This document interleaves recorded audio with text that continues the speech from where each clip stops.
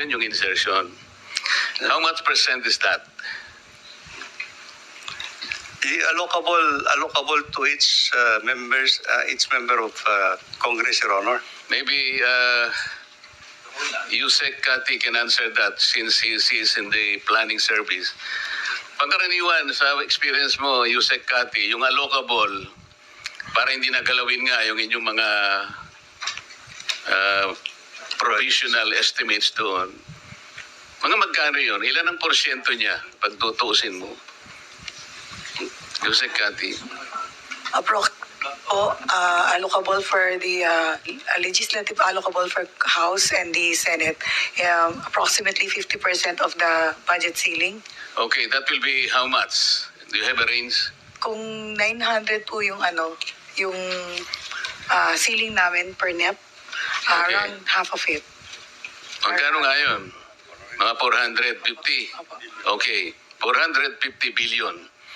And then, Mr. Chair, papasok yung sinasabi niyong leadership. Leadership. So itong 450, 50% siya eh, no? Leadership fund, mga ilang porsyento yon Kasama na po yun. sa 450? Okay. Pagkatapos, Mr. Chair, bakit po ang DPWH ay nagsasubmit ng unprogrammed funds sa DBM hindi nyo naman budget yon? Your Honor, as far as I can recall, the unprogrammed funds emanates from the House of Representatives. Hindi nga po eh.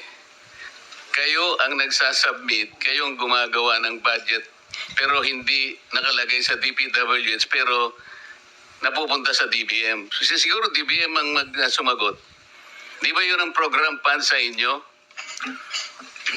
Mr. Chair, as to the projects of DPWH, wala pong napupunta sa program once we submit the budget to Congress. Eh, kanino napupunta yung unprogramming? Kaya nga hinahanap natin. Alam po ninyo, ang tinutumbok namin dito, yung sistema kasi.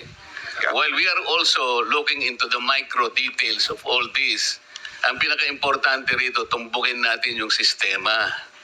Okay. Bakit po nagkakaroon ng program? Kasi nabobloat po yung mga ilang porsyento yun, Yusek Kati, kung kukwentahin mo yung program.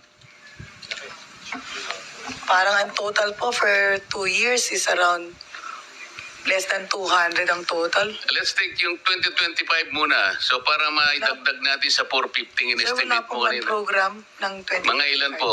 Wala pong 2025 na na-release ang O program. in the last 2 years, ilan yun? Less than 200, I remember. So 150 palagay mo? Ang ganun po. Okay.